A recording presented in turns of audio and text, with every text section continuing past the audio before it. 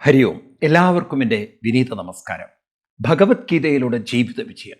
യഥാർത്ഥത്തിൽ ഭഗവത്ഗീത പഠിക്കാൻ സാധിച്ചാൽ തന്നെ എല്ലാവർക്കും ജീവിത വിജയം കൈവരിക്കാം. എനിക്ക് യുവാക്കളോട് പറയാനുള്ളത്, ഇതൊരു മതഗ്രന്ഥം എന്ന് പറയാതെ ആത്മീയ ഗ്രന്ഥം എന്ന് പറഞ്ഞു പഠിക്കും. ഞാൻ കഴിഞ്ഞ ക്ലാസ്സിൽ നിങ്ങളോട് പറഞ്ഞു, മതഗ്രന്ഥം എന്നത് വിശ്വാസത്തിലൂതിയതാണ്. അതൊരു ഗ്രന്ഥം എന്താണോ പഠിപ്പിക്കുന്നത് അത് അതുപോലെ പഠിക്കലാണ് മതഗ്രന്ഥം. ഗീത ഗ്രന്ഥമല്ല പഠിപ്പിക്കുന്നത്. ഗീത പഠിപ്പിക്കുന്നത് നിങ്ങളെക്കുറിച്ചാണ്. അതാണ് ആത്മീയത. ആത്മീയത, ആത്മാവ് അവനവനാണ്. It is about your own. ഒരു റിസർച്ചാണ്. നിങ്ങളെ മനസ്സിലാക്കലാണ്. അപ്പം അതുകൊണ്ടാണ് don't compare with Bhagavad Gita with other religious book എന്നെടുത്ത് പറയുന്നത്.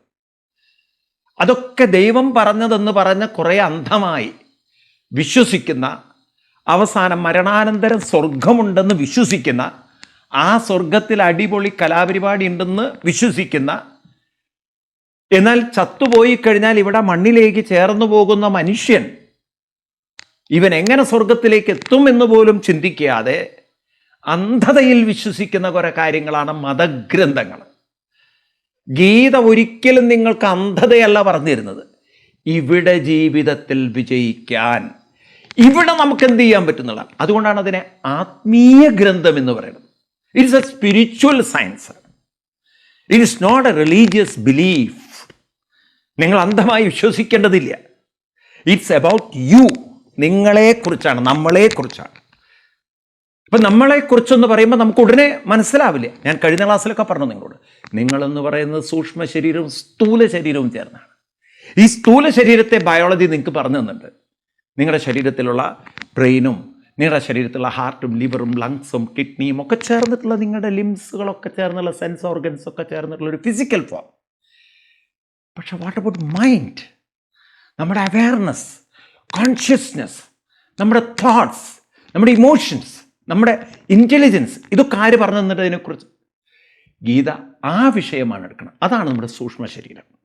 നമ്മുടെ ചിന്തകളെക്കുറിച്ച് പഠിപ്പിക്കുന്നു. നാം ചിന്തകൾ ഉള്ളത് കൊണ്ടാണ് നിലനിൽക്കുന്നത്. ചിന്തകളില്ലെങ്കിലും നിങ്ങൾക്ക് ഞാനെന്ന് പറയാൻ പറ്റിയില്ലെങ്കിൽ പിന്നെ നിങ്ങളുണ്ടോ? നിങ്ങൾ ഞാനെന്നും എൻ്റെയെന്നും എനിക്കെന്നും എൻ്റെ ഇഷ്ടങ്ങളെന്നും എൻ്റെ എനിക്കിഷ്ടമല്ലാത്ത കാര്യം എന്നൊക്കെ നിങ്ങൾ പറയുന്ന തോട്ട്സുകൾ ഉള്ളത് കൊണ്ടാണ്. So what do you know about your thoughts? അതാണ് ഗീത പറഞ്ഞിരുന്നത്. അപ്പം അതുകൊണ്ടാണ് ഗീത സൂക്ഷ്മ ശരീരത്തെ മനസ്സിലാക്കി തരുന്ന. ഈ സൂക്ഷ്മ ശരീരത്തിലാണ് ഞാൻ എന്ന് പറയുന്ന ചിന്തയിരിക്കുന്നത്. അതുകൊണ്ടാണ് ആത്മീയത എന്ന വാക്കുപയോഗിച്ചത്. കാരണം ഞാനെന്ന് പറയുന്ന ആത്മാവാണ്. ഞാനെന്ന് പറയുന്ന ആത്മശക്തിയാണ്. ആത്മാവ് എന്ന് ക്രിസ്ത്യൻസ് പറയുന്ന ആത്മാവ് വ്യത്യാസമുണ്ട്. അത് പരിശുദ്ധാത്മാവ് ദൈവത്തിൻ്റെ ആത്മാവാണ്. എന്നാൽ ആത്മ എന്ന വാക്കിൻ്റെ അർത്ഥം അവനവൻ. ആത്മപരിശോധന, ദൈവത്തെ പരിശോധന ചെയ്യുന്നതാണോ അതിൻ്റെ അർത്ഥം? ആത്മപരിശോധന ചെയ്യണമെന്ന് പറഞ്ഞാൽ ഇന്ന് ഇവരെ ആരെങ്കിലും പറഞ്ഞോ നിങ്ങൾ ആത്മപരിശോധന, പരിശുദ്ധാത്മാവിനെ പരിശോധന ചെയ്യണമെന്ന് ആരും അർത്ഥം എടുക്കാറില്ല. ആത്മപരിശോധന ചെയ്യുന്നത് അവനവനെ എന്നാണ്. ആത്മശക്തി എന്ന് പറഞ്ഞാൽ ദൈവത്തിൻ്റെ ശക്തി എന്നാണ്, അവനവൻ്റെ ശക്തിയാണ്. ആത്മബോധമുള്ളവരാവുക, അവനവന് ബോധമുണ്ടാവുക. അപ്പം അവനവൻ എന്ന വാക്കിന് പകരമല്ലേ നമ്മൾ ആത്മാവെന്ന് പറയുന്നത്. അപ്പം അവനവൻ്റെ സൂക്ഷ്മ ശരീരത്തെക്കുറിച്ച് അല്ലെങ്കിൽ അവനവനെക്കുറിച്ച്, കാരണം ഞാനെന്ന് പറയുന്നത് ചിന്ത കൊണ്ടാണ്, അതിനെക്കുറിച്ചുള്ള പഠനമാണ് ഗീത പഠിപ്പിക്കുന്നത്. അതുകൊണ്ടാണ് ഗീത ആത്മീയ ഗ്രന്ഥമാണെന്ന് ആവർത്തിച്ച് പറയുന്നത്. So don't compare religious book and spiritual text. Religious books are based on faith, beliefs, and spiritual books are developed on scientific research, scientific studies. ഇതൊരു സയൻറ്റിഫിക് സ്റ്റഡിയാണ്. നിങ്ങളുടെ സൈക്കോളജിക്കൽ മണ്ഡലത്തെക്കുറിച്ച് നിങ്ങൾ പഠിക്കുകയാണ്. അപ്പം നിങ്ങൾക്ക് കാണാം, നിങ്ങളുടെ വിജയത്തിൻ്റെ കാരണം നിങ്ങളുടെ മനസ്ഥിതിയാണ്, മെൻ്റൽ സ്റ്റാറ്റസാണ്. നിങ്ങൾ പരാജയത്തിന് കാരണം മെൻ്റൽ സ്റ്റാറ്റസാണ്. How you deal with your mind, how you manage your mind, അത് നമ്മളാരും പഠിക്കില്ല. വി ആർ പഠിക്കുന്നതൊക്കെ മാനേജിങ് അതേഴ്സ് മൈൻഡ്. അതുകൊണ്ടാണ് മറ്റുള്ളവർ പറയും മൈൻഡ് യുവർ മൈൻഡ് എന്ന്. നമ്മുടെ മനസ്സിനെ പഠിക്കുന്നില്ല. നമ്മുടെ മനസ്സിനെക്കുറിച്ച് നാം കൂടുതൽ ആഴത്തിലേക്ക് ഇറങ്ങിച്ചെല്ലുന്നില്ല. അങ്ങനെ നമ്മൾ ഇറങ്ങിച്ചെന്നിരുന്നെങ്കിൽ, പഠിച്ചിരുന്നെങ്കിൽ നിങ്ങൾക്ക് പല പ്രശ്നങ്ങളും എന്താ കാരണം നിങ്ങൾക്ക് മനസ്സിലാവും. ഹൗ ടു ഓവർകം ദാറ്റ് എന്നുള്ളത് നിങ്ങൾക്ക് മനസ്സിലാവും. How to deal with that നിങ്ങൾക്ക് മനസ്സിലാവും.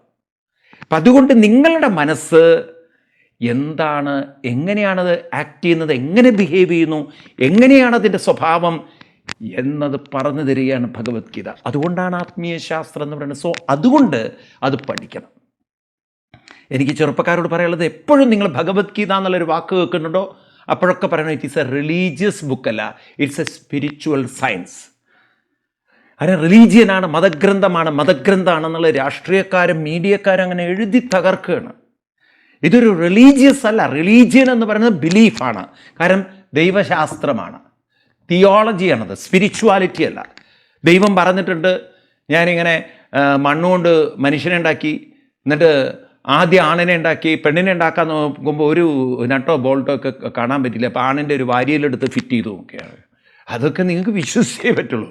കാരണം അതൊന്നും സയൻസുമായിട്ടൊരു ബന്ധവുമില്ല. അതേപോലെ തന്നെയാണ് നിങ്ങൾ പലതും കാണുന്നത്. സ്വർഗത്തിൽ ഇങ്ങനെ പുഴ ഒഴുകുകയാണ് അത്ര അവിടെ സ്വർഗത്തിൽ. അത് മുഴുവൻ കള്ളാണ്. എന്നാൽ ദൈവം എന്തൊരു മോശക്കാരനാണ് ആ ദൈവം. നോക്കൂ, ഭൂമിയിൽ കള്ളു കുടിച്ച ഹറാമ്, അവിടെ കുടിച്ചു കഴിഞ്ഞാൽ അത് എന്താ എനിക്ക് മനസ്സിലാവില്ല. അവിടെ ഈ പട്ടികളെ പോലെ അവിടെ കുപ്പിയിലല്ല വെച്ചിരിക്കണം, അതുകൊണ്ട് ഇങ്ങനെ ഒഴിച്ചു കുടിക്കാൻ പറ്റില്ല. അതങ്ങനെ ഇതൊക്കെ വിശ്വസിക്കാനല്ലേ പറ്റുള്ളൂ. ഇതൊക്കെ ആർക്കെങ്കിലും പോയി നോക്കിയിട്ടുണ്ടോ? ചില മുസ്ലിംമാരുടെയൊക്കെ പ്രഭാഷണങ്ങൾ കേട്ടാലല്ലോ സ്വർഗം അടിപൊളിയെന്ന് വിചാരിക്കും. കാരണം അവിടെ ഇങ്ങനെ ഒരുക്കി വെച്ചിരിക്കുക. പാവം ദൈവത്തിന് ഇങ്ങനെ ഷെഫിൻ്റെ പണി, കള്ളു കൊടുക്കില്ല. ഈ ബാറിൽ ജോലി ചെയ്യുന്ന ആളുടെ പണിയാണ് ദൈവത്തിന്. ഇങ്ങനെ കൊടുക്കുന്നതെല്ലാം കൊടുക്കുക പാവങ്ങൾ. എന്നാൽ ദൈവം മനസ്സിലാക്കേണ്ടത് ഇതൊക്കെ കൂടെ മൂക്കറ്റം കഴിച്ചാൽ ഈ കേരളത്തിൽ നിന്ന് പോകുന്നവനാണെങ്കിൽ ഒരു ബോധമില്ലാതെ കഴിക്കുക. ഇവനൊക്കെ സൂപ്പർ സ്പെഷ്യാലിറ്റി ഹോസ്പിറ്റലിൽ വേണ്ടി വരും. കാരണം കിഡ്നി അടിച്ചു പോകും എൻ്റെ. ഇങ്ങനെ കുടിച്ചു കഴിഞ്ഞവൻ്റെ ലിവർ അടിച്ചു പോയില്ലേ. ദൈവം അതവിടെ വെച്ചിട്ടുണ്ടോയെന്ന് എനിക്കറിയില്ല. പക്ഷേ സൂപ്പർ സ്പെഷ്യാലിറ്റി ഹോസ്പിറ്റലിനെ കുറിച്ചൊന്നും ഇവരുടെ പ്രസംഗത്തിൽ ഞാൻ കേട്ടില്ല. അവിടെ ഉള്ളതൊക്കെ അടിപൊളി പരിപാടിയാണ്. എന്തൊക്കെ പൊട്ടത്തരങ്ങൾ ഇങ്ങനെ ചിന്തിക്കുക. ഇതൊക്കെ സ്വപ്നം കണ്ടിരിക്കുക എന്നല്ലാതെ എന്താ ചെയ്യുക? വേറെന്താ, എനിക്കിതൊക്കെ കേൾക്കുമ്പം ബഹുരസം തോന്നാറ്. പണ്ട് കേട്ടൊരു കഥ ഉണ്ട്, ഒരു മലർക്കച്ചവടക്കാരൻ്റെ കഥ ഉണ്ട്. ഈ മലർക്കച്ചവടക്കാരൻ വീട്ടിൽ നെല്ലൊക്കെ അങ്ങനെ പൊരിച്ചെടുത്തിട്ടാണല്ലോ മലരുണ്ടാക്കുക. അപ്പം അന്നൊക്കെ മാർക്കറ്റിൽ മലരിനൊക്കെ നല്ല ഡിമാൻഡുള്ള കാലം. ഇവൻ എന്താ വെച്ചാൽ ഒരു വലിയൊരു കലത്തിലാണ് ഈ മലര് കൊണ്ടുപോവുക. അങ്ങനെ പാവം ഇന്നത്തെ പോലെ ട്രാൻസ്പോർട്ടേഷനൊന്നുമില്ല. ഇപ്പോൾ 1 കിലോമീറ്റർ 2 കിലോമീറ്ററൊക്കെ നടക്കണം മാർക്കറ്റിൽ, ചന്തയിലെത്താൻ. അപ്പോൾ ഇവൻ ഇങ്ങനെ പോകുന്ന സമയത്ത് ഒരിക്കലും ഇവന് ഭയങ്കര ക്ഷീണം തോന്നിയപ്പോൾ ഇവനൊരു മരച്ചോട്ടിൽ അങ്ങനെ കിടക്കുകയാണ്, ഒന്ന് വിശ്രമിക്കുകയാണ്. അപ്പോൾ ഇവൻ ഇങ്ങനെ സ്വപ്നം കാണാൻ ഈ മലര് കൊണ്ട് വിറ്റിട്ട് അതിൽ നിന്ന് കിട്ടുന്ന പൈസ, കഴിഞ്ഞ പ്രാവശ്യം കിട്ടിയ പൈസയൊക്കെ വെച്ചിട്ട് പശുവിന് മേടിക്കും, നല്ല കറവുള്ള പശുവിനെ. അങ്ങനെ ആ പശുവിനെയൊക്കെ കറന്ന് അത്യാവശ്യമൊക്കെ കാശുണ്ടാകുമ്പോൾ ഇവൻ കുറച്ചുകൂടി വീടൊക്കെ നന്നാക്കി എന്നിട്ടൊരു കെട്ടും. കാരണം ഇവന് 10-24 വയസ്സായി. പിന്നെ ആ പെണ്ണിനെ കൊണ്ടുവൻ പശുവിനെ കറപ്പിച്ച് അതിൽ പശുക്കുട്ടി ഉണ്ടാവും. ആദ്യം തന്നെ പശു പ്രസവിച്ചിട്ട് പശുക്കുട്ടി ഉണ്ടാവണം.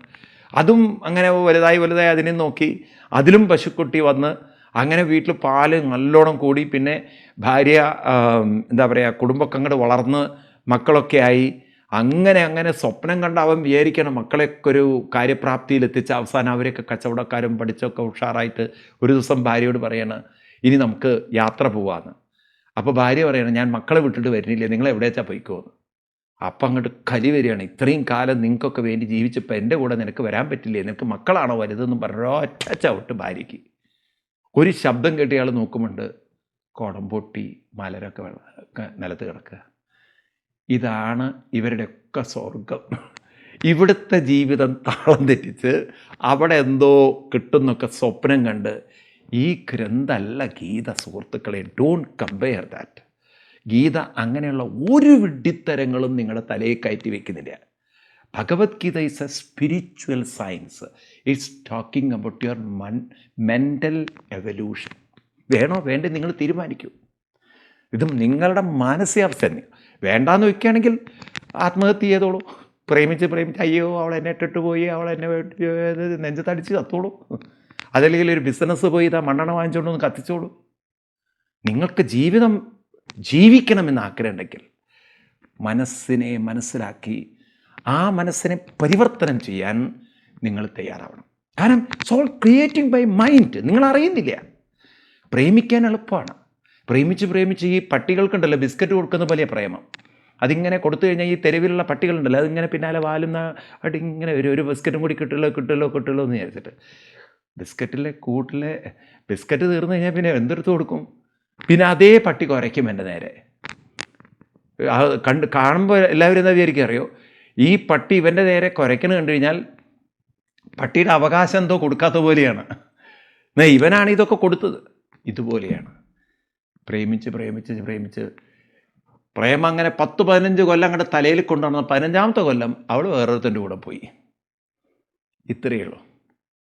അവൻ്റെ കൂടെ പോയതോടുകൂടി ഇതായി ഇവൻ കയറെടുക്കാൻ അന്വേഷിക്കുകയാണ്. പ്രേമം പരാജയപ്പെട്ടു പറഞ്ഞിട്ട്. ആരായി അവസ്ഥ ഉണ്ടാക്കിയത്? ആരീ അവസ്ഥ ഉണ്ടാക്കി? മനസ്സങ്ങനെ ഇമോഷണലി നമ്മൾ അറിയുന്നില്ല. അതൊരു ഭയങ്കര സമൻസോട്ട്, അതങ്ങനെ ഒരു വലിയൊരു വോൾക്കാനോ ക്രിയേറ്റ് ചെയ്യാണ്. മനസ്സൊരു വലിയ കൊടുങ്കാറ്റ് സൃഷ്ടിക്കണം, നമ്മൾ അറിയില്ല. ഇന്ന് നിങ്ങൾ വലിയ കൊടുങ്കാറ്റിനെ വിളിക്കുന്നത് കടലുണ്ടാകുന്ന ഡിപ്രഷൻ എന്നാണ് പറയുക. ഇന്ത്യൻ ഓഷ്യനിലുണ്ടാക്കുന്ന ഡിപ്രഷൻ, അല്ലെങ്കിൽ അറേബ്യൻ ഓഷ്യനിലുണ്ടാകുന്ന ഡിപ്രഷൻ. എന്താ ഈ ഡിപ്രഷൻ എന്ന് പറയുന്നത്? വായുമണ്ഡലം ചൂടുപിടിച്ച് അതിൻ്റെ ശക്തി കൂടുന്തോറും ആ ചൂടിനനുസരിച്ച് അതിൻ്റെ ചുഴികൾ ഡെവലപ്പ് ചെയ്യുമ്പോൾ അവിടെ ചുഴി രൂപപ്പെടുന്നു. അത് പിന്നെ ശക്തമായതങ്ങോട്ട് പുറത്തേക്ക് വരികയാണ്. ആ വരുന്ന വരവിൻ്റെ തീവ്രത എത്രയെന്ന് പറയാൻ പറ്റില്ല. അത് 200 കിലോമീറ്റർ 300 കിലോമീറ്ററിൽ പിന്നെ അവൻ ആ ചുഴി എന്നൊക്കെ പറഞ്ഞാൽ നമുക്ക് ഇവിടെ ഇരുന്ന് ഇങ്ങനെ ചെറിയ ചുഴിയൊക്കെ സങ്കല്പിക്കുക. അതൊന്നും നമുക്ക് വിശ്വസിക്കാൻ പറ്റാത്ത അത്ര കൊട്ടും ശക്തിയിലാണ് അവനങ്ങനെ അടിച്ചങ്ങനെ വരികയാണ്, തകർത്ത് വരികയാണ്. അവൻ താങ്ങാൻ പറ്റാത്ത വിധത്തിൽ അവൻ തകർത്ത് തരിപ്പണമാക്കല്ല. ഇതുപോലെയാണ് മനസ്സും വലിയ ചുഴിയിൽ വീഴുന്നതാണ് ഡിപ്രഷൻ. അതൊന്ന് പുറത്ത് കിടക്കൽ അത്ര എളുപ്പമല്ല. അപ്പം അതുകൊണ്ട് മാനസികമായിട്ട് വിഭ്രമം വരാതിരിക്കണമെങ്കിൽ, മാനസികമായ താളങ്ങൾ തെറ്റാതിരിക്കണമെങ്കിൽ നമുക്ക് ഭഗവത്ഗീത കാണിച്ചു തരുന്ന മാർഗത്തിലൂടെ സഞ്ചരിക്കണം.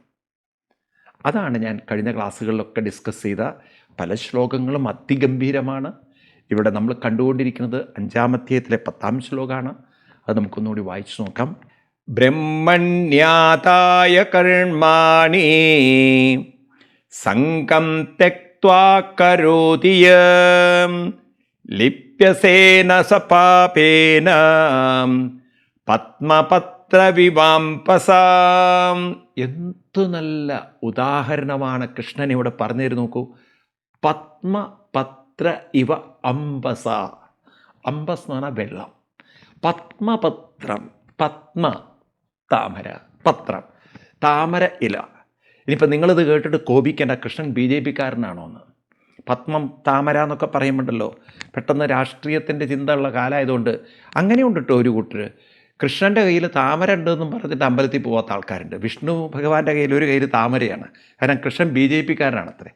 അപ്പോൾ ആരോ പറഞ്ഞു അല്ലല്ല, അങ്ങനെയാണെങ്കിൽ അയ്യപ്പസ്വാമി കോൺഗ്രസ്സുകാരനാണ്. കാരണം അയ്യപ്പസ്വാമി ഇങ്ങനെ കൈവച്ചിട്ടുണ്ട് വിരൽ കാണിച്ചിട്ട്. ഇങ്ങനെ നിങ്ങൾ ദൈവത്തിൽ രാഷ്ട്രീയം കാണാൻ പോയാൽ നിങ്ങൾക്ക് ഒരിക്കലും നന്നാൻ പറ്റില്ല. എന്നാൽ സുബ്രഹ്മണ്യ സ്വാമിക്ക് അയ്യപ്പൻ എന്താണ് കോൺഗ്രസ്സുകാരനായേ പറ്റുള്ളൂ. സുബ്രഹ്മണ്യ സ്വാമിക്ക് ഇങ്ങനെയാണ് പിടിച്ചിരിക്കുന്നത്. മനസ്സിലായില്ലേ?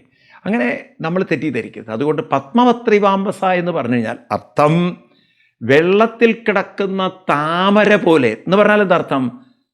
താമര, ചേമ്പിൻ്റെ ഇല തുടങ്ങിയുള്ള വാഴയില, അതൊക്കെ എത്ര മഴ കൊണ്ടാലും ആ ഇലയെ നനപ്പിച്ച് ഈർപ്പമുള്ളതാക്കാൻ ഈ വെള്ളത്തിന് സാധ്യമല്ല.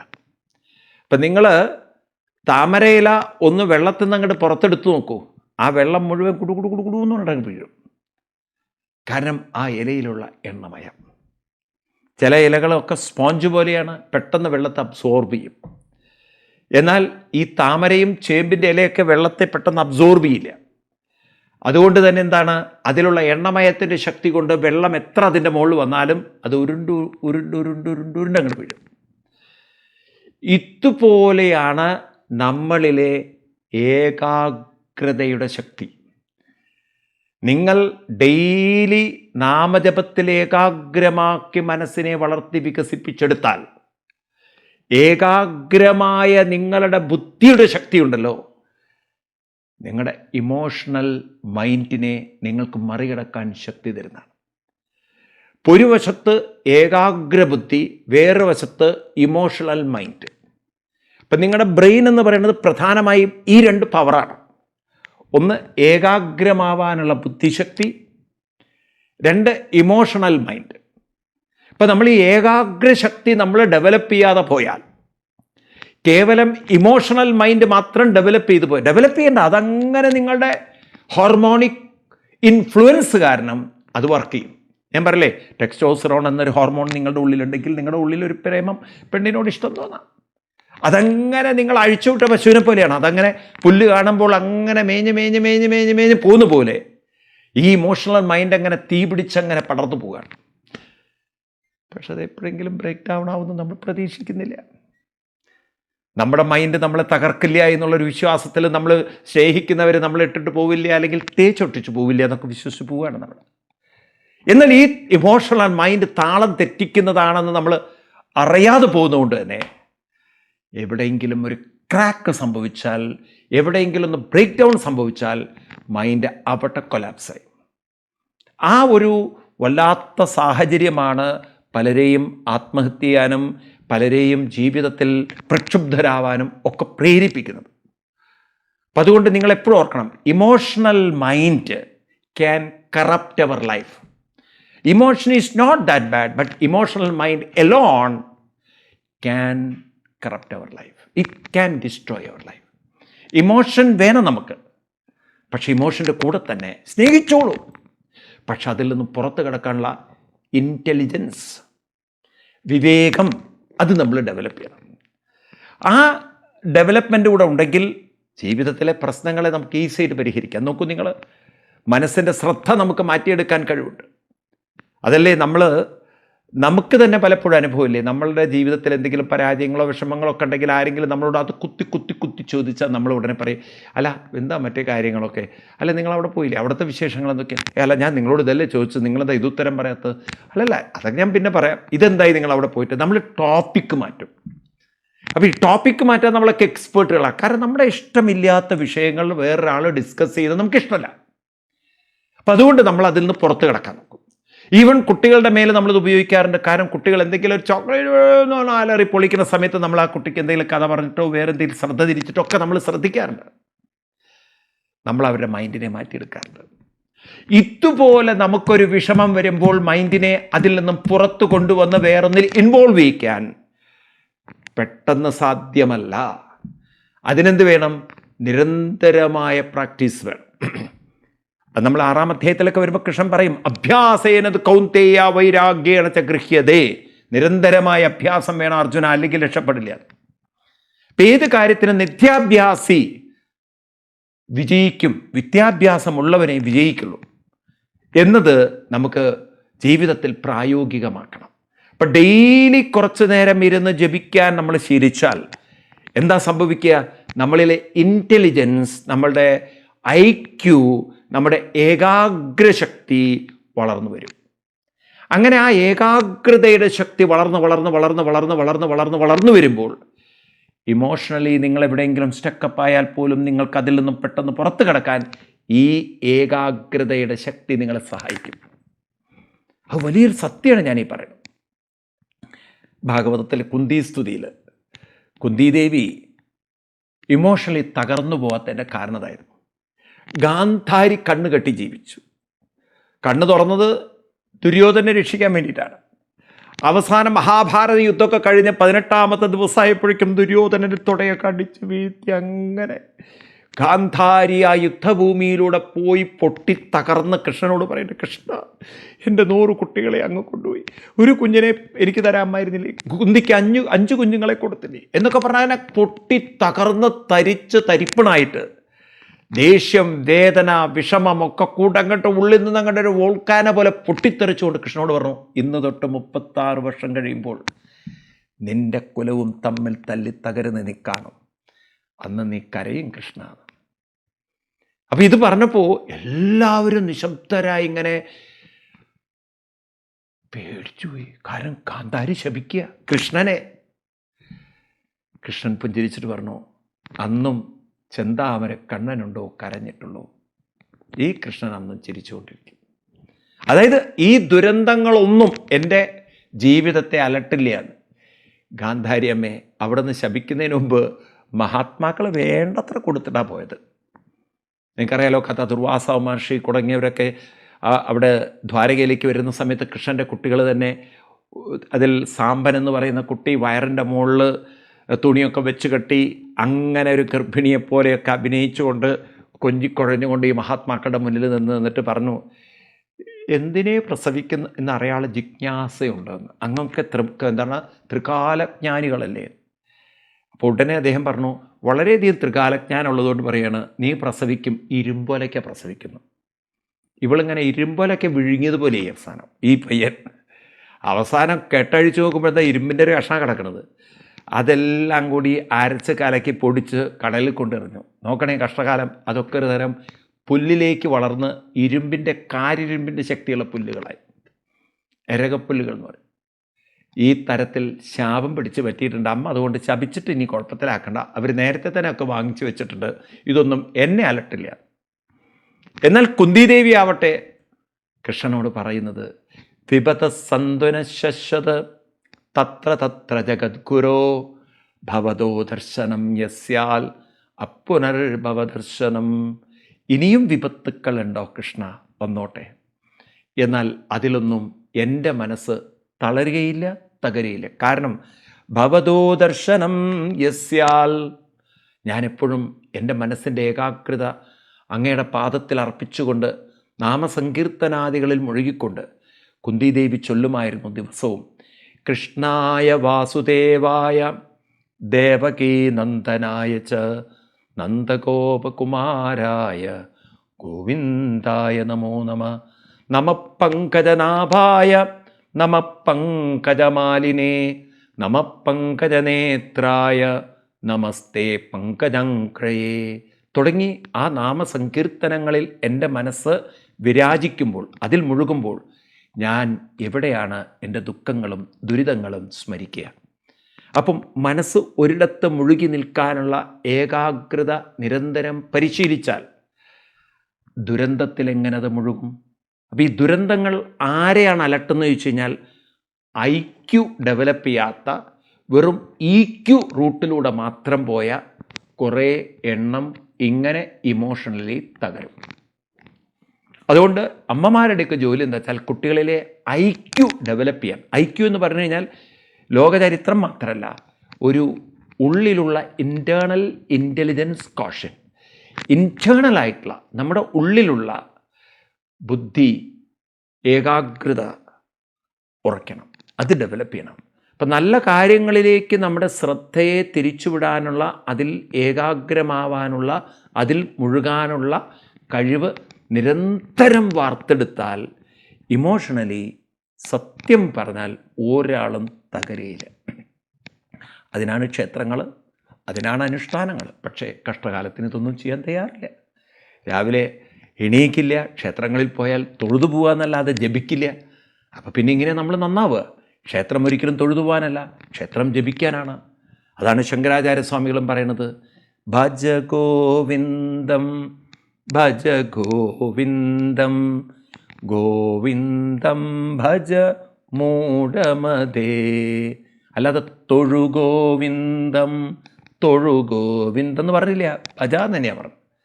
മൂഢമതേ ഭജ, ഭജിക്കണം, ജപിക്കണം. അങ്ങനെ നമ്മൾ ഭജിക്കണം. അപ്പോഴോ സംപ്രാപ്തേ സന്നിഹിതേ കാലേ നഹി നഹി രക്ഷതി ഡുക്രൻകരണേ ഭജ ഗോവിന്ദം ഭജ ഗോവിന്ദം ഗോവിന്ദം ഭജ മൂഢമതേ.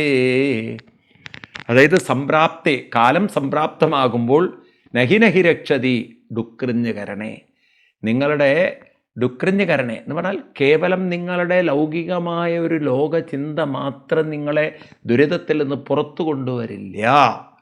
ഡുക്രഞ്ഞുകരണേ എന്ന് പറഞ്ഞാൽ സംസ്കൃതം ഭാഷയിൽ ഒരു ഗ്രാമറിനെയാണ് ഡുക്രഞ്ഞുകരണ. ഇപ്പം ഇവിടെ ഗ്രാമർ എന്ന് പറഞ്ഞാൽ അതിനുവേണ്ടി, അതായത് ഗ്രാമർ പഠിക്കാൻ വേണ്ടി മാത്രം മെനക്കെട്ടുകൊണ്ട് മരണത്തിൽ നിന്ന് രക്ഷപ്പെടില്ല എന്ന് പറഞ്ഞ പോലെ കേവലം ലൗകിക ജീവിതത്തിൽ മാത്രം മുഴുകി ഒട്ടും ഒരു ആത്മീയമായ ധ്യാന സംസ്കാരം ജപസംസ്കാരം ഡെവലപ്പ് ചെയ്യാത്ത ഒരാൾക്ക് പിന്നീടൊരു ദുരിതം വരുമ്പോൾ ആ ദുരിതത്തിൽ നിന്നും മനസ്സിനെ ഉയർത്താൻ പറ്റാതെ വരും.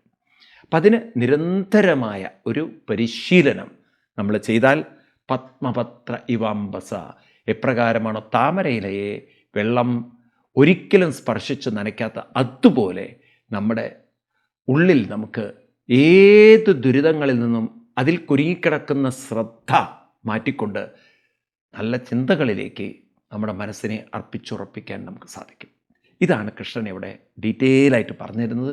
ഇത് നമുക്ക് സാധിക്കുന്നതാണ്, നമുക്ക് നേടിയെടുക്കാൻ പറ്റുന്നതാണ്, പ്രയത്നിക്കാൻ മാത്രമേ വേണ്ടൂ.